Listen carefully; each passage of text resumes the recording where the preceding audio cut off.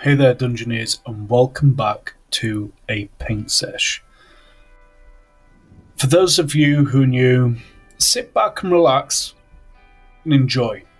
For those of you returning, thank you.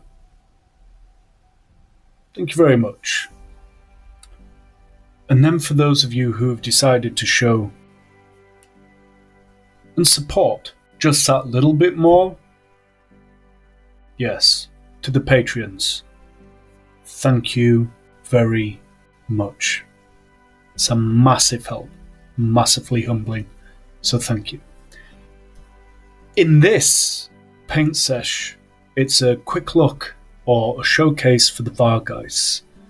Now, a lot of the wings, or in fact most of the wings, were done on the live show previous, but you can just go to YouTube homepage, have a look on the playlists, and watch that part there. But for everything else, I've just thrown it together, like a bit of the building, the dry brushing a bit more, and then the touching up bits that I did after the live streams.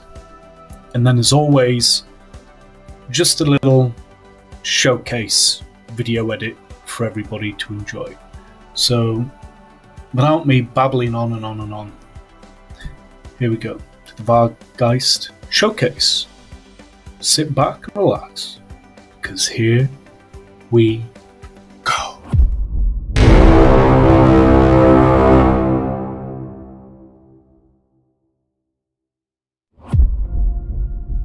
And here we go.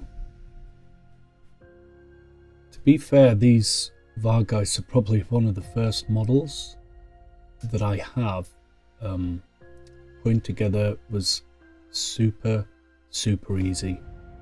In total, 15 minutes a model.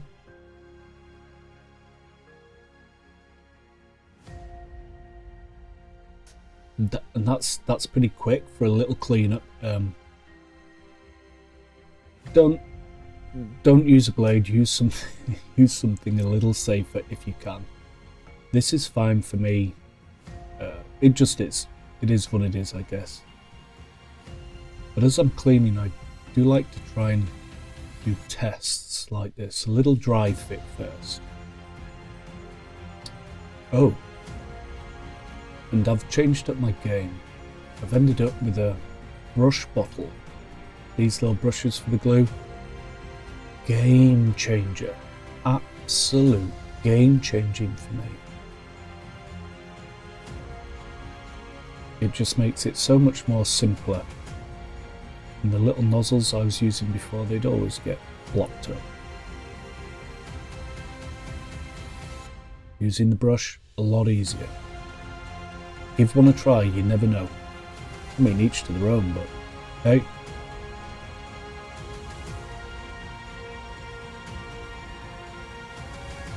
And yeah.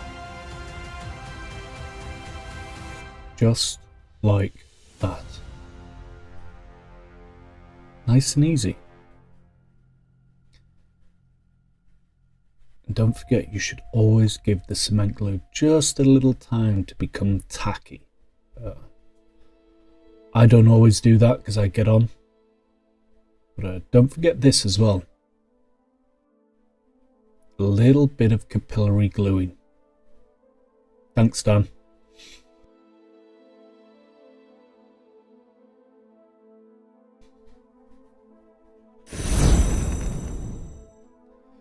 If you don't know who Dan is, you will do soon. I promise. I know I keep saying that, but you will. But look how easy. Look how easy everything goes together on these miniatures. I found quite a few to be pretty hard to get right or slot in the right place. These Vargheists, really good. There were a couple of bits, and there always will be when you've got a bit of weight to a model part. And this would have stuck first time if I'd have just been patient and let the glue do what the glue is meant to do. But as you can see here, it only takes just a little bit more of added glue to solve a problem.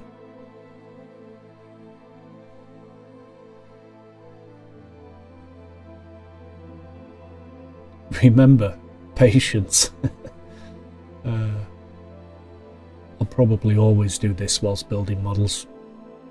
I'll learn, maybe. But an easy fix. Ta-da!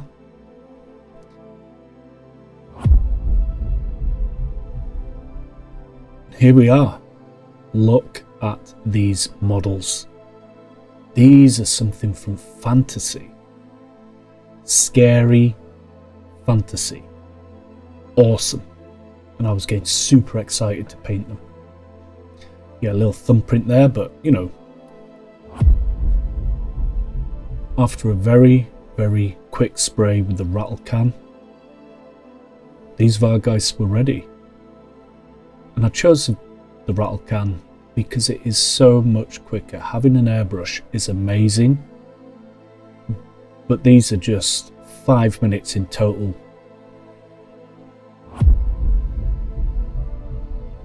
And as always, the slap chop, using the grey sear. I begin to cover the models. And it's quite wet, this first coat. I was just making sure that I was getting good coverage on the models.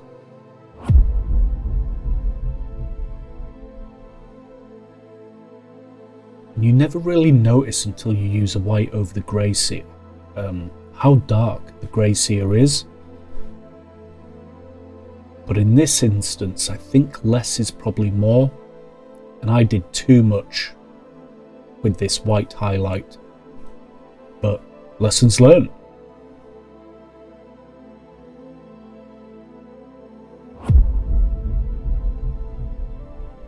I mean, it wasn't completely messed up by any stretch of the imagination.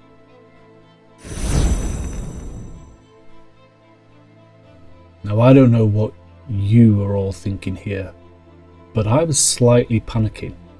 I think you can see it in the hesitance in the brushwork. In my mind, thought using this green would tie it in. No matter what other colours we used, I had the same green on each model from the Spearhead box set.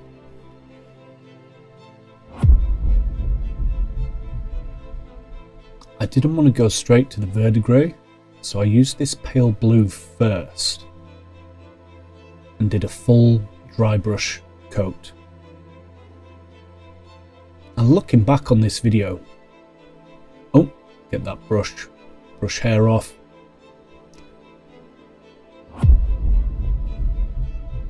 Looking back on this video, I don't know if I did a couple of coats too many where I didn't need to, but I was really happy with the colour when I was doing this at this point.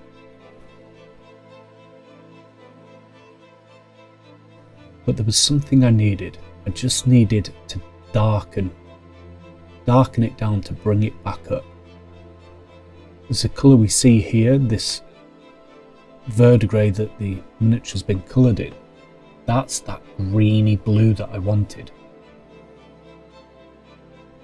So I knew bringing it down to bring it up, this blue was a good choice, and look at it fly into the recesses. Watered down, perfect.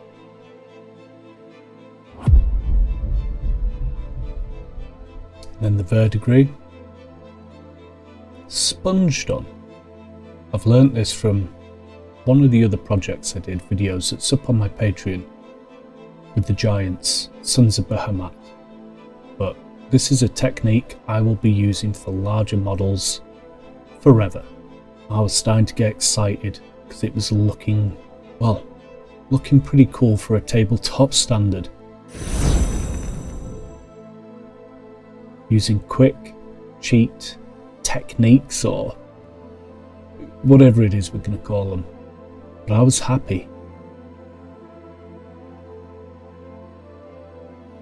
This next phase with the wings is what I did on live. So, like I was explaining at the beginning, in a moment you're going to see them actually done and the titivating.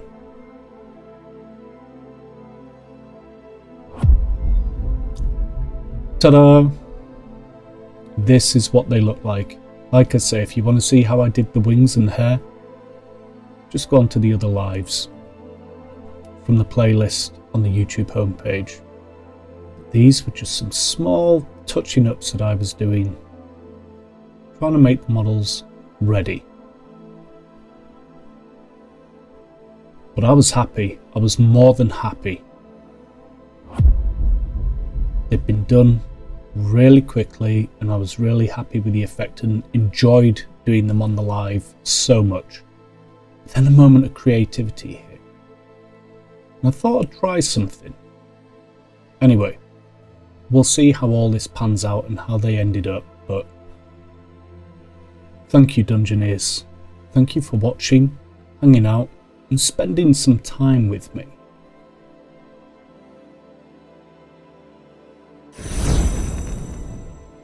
As always, it's been a massive pleasure, and I hope that you've been entertained or inspired to pick up a brush.